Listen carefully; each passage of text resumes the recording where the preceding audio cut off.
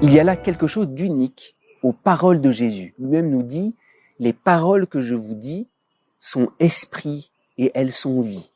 Et c'est vrai, c'est une grande différence avec nos propres paroles humaines.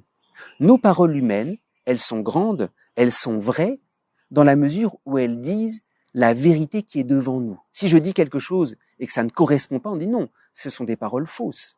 Si je dis quelque chose qui correspond, on dit ah, ta parole est vraie. Pour Jésus, c'est très différent. Jésus ne dit pas ce qui est devant lui. La parole de Jésus n'est pas vraie parce qu'il nous dit ce qui existe déjà. La parole de Jésus est prophétique.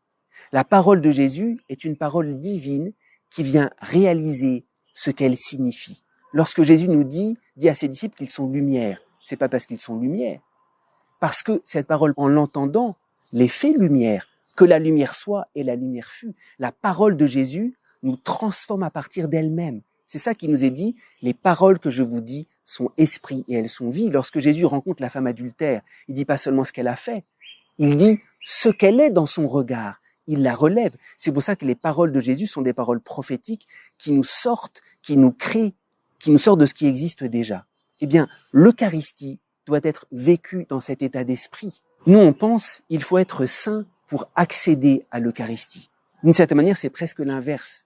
L'Eucharistie a cette puissance prophétique de nous rendre saints. Alors, c'est évident, il faut avancer avec respect pour aller communier. Il ne faut pas se moquer du don de Dieu.